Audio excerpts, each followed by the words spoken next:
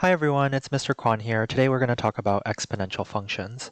So an exponential function is anything of the form a times b to the x power, where a and b are both real numbers and b is not equal to 1. Let's look at our first example of one. We have f of x equals 2 to the power of x, and if it's helpful for you, we could rewrite that as f of x equals 1 times 2 to the power of x. So in this scenario, our a value is 1 and our b value is 2. Now, in the context of like word problems and real life applications, we can think of our a value as like our starting value. And b is the rate at which something grows or decreases. And so in this example, our b value is 2. That means that our outputs are going to be doubling. So this is either our growth or decay factor, depending on whether our outputs are increasing or decreasing. Okay, so let's input some values for our table.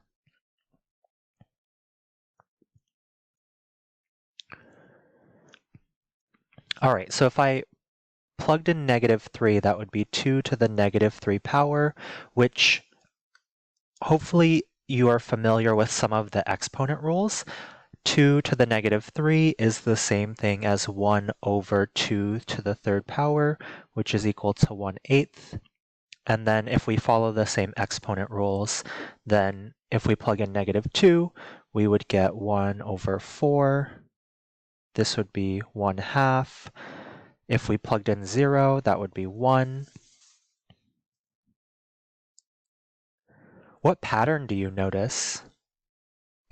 Hopefully you said that if you look at the output values, every time our x value, we add 1 to our x value, what's happening is every time we are multiplying by 2.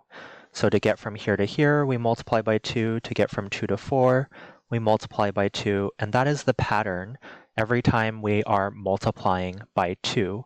So when we're talking about linear functions, the pattern would be that we add the same amount every time.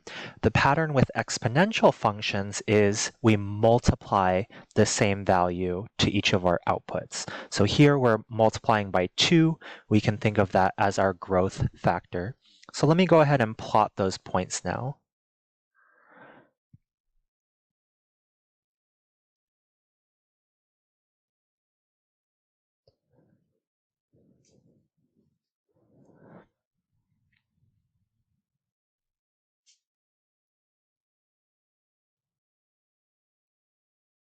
So our graph is going to look something like that.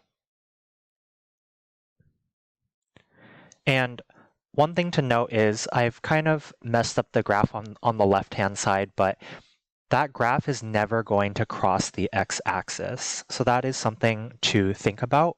We will never be able to find a number such that 2 to some power is equal to 0, or we'll never be able to find an exponent where it's equal to a negative number. So our graph on the left-hand side will never cross the x-axis.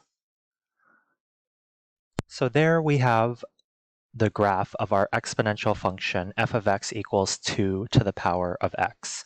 Hopefully you'll see that the pattern is that exponential functions, depending on what your growth factor is, but if it's anything like higher than 2 or 3, it ends up growing quite fast at a fast rate. Let me just fill out these numbers. So notice that it grows very rapidly, which is why it's nice that exponential functions can model things like the growth rate of a virus or a population or something like that. We can also see that exponential functions will be used to model compound interest. Now, interest is both the cost of borrowing funds and the profit that accrues to those who deposit funds in a savings account. It is It is calculated as a percentage of the loan or deposit balance. Compound interest is when you gain interest on each new value of money instead of just the original amount of money. Example 2 says, let's say that you open a savings account with an initial amount of $1,000 that has an interest rate of 6% that is compounded annually. Let's see what happens. So I'm going to make a table, and this will be the year, and this will be amount in savings account. So in year 0, that's when we're first starting off. What you do is you throw in $1,000 into this savings account, and then after that first year is over, the following year, what happens is you end up calculating 6%. So I'm going to write that as a decimal. You're going to multiply that to 1,000 and then add that on to the $1,000. So if you weren't aware, 6% of $1,000 is $60, and we want to add that into our savings account because that's the interest that we're getting. And so if we add those together, we end up getting $1,060. So after the first year, we will have gained $60 from our savings account.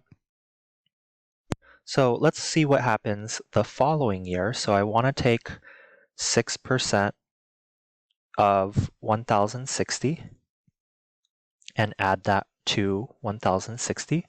And 6% would be 6360. And so I want to add that to 1,060. And if we add those two numbers together, then it's going to end up being $1,123.60. So that's what we're going to have after year 2.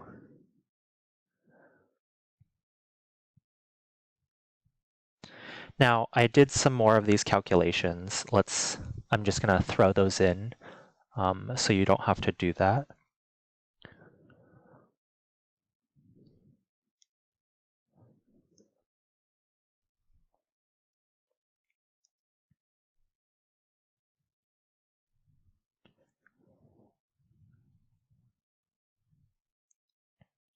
Okay, now I told you earlier that this was an exponential function. So if we felt like there was a pattern here, it should be the case that I'm multiplying by the same amount each time. But from the calculations that we did on the right-hand side, it doesn't feel like we were multiplying by the same thing each time. So let's see if that's in fact the case. I'd like you to look at this statement that we have here. We have 0.06 times 1,000 plus 1,000. What if I factored out the 1,000 out of that expression? Both of those terms have 1,000 in it. What if I factored it out? What would I be left with? Well, I factored out 1,000 on the outside, and in the first term, I would just be left with 0.06, and then in the second term, I would be 1,000 divided by 1,000 is 1, so I'd just be left with that. And if I simplified that, that would be 1,000 times 1.06. Let's take a look at this expression here. What if we factored out the common term there, which is 1,060? So if I factored out 1,060, the first term is going to leave me with 0.06 plus 1,060 divided by 1,060 is 1. And if I simplified that, that would be 1,060 times 1.06. Oh, look at that. Look at that. Both instances were multiplying by 1.06. So hopefully you don't just take my word for it and you divide these numbers, but in order to get 1,000 to 1,060, what we're doing is we're multiplying by the number 1.06. And same thing from there to there, we're multiplying by 1.06. So our growth factor is actually 1.06, and we can actually make an exponential function out of this. We can say that after X number of years, we'll have an amount in our savings account of f of x dollars, which is equal to our initial amount that we had, which was $1,000, times our growth factor to the power of x, where x represents the number of years. So now instead of filling out this table, if we wanted to ask ourselves, hey, Mr. Kwan, how much will you have in the savings account after 9 years? Well, what you would do is you would evaluate f of 9. So you just throw into your calculator 1,000 times 1.06 to the 9th power. And I've gone ahead and did that already, and I got $1,689.48. So that is the amount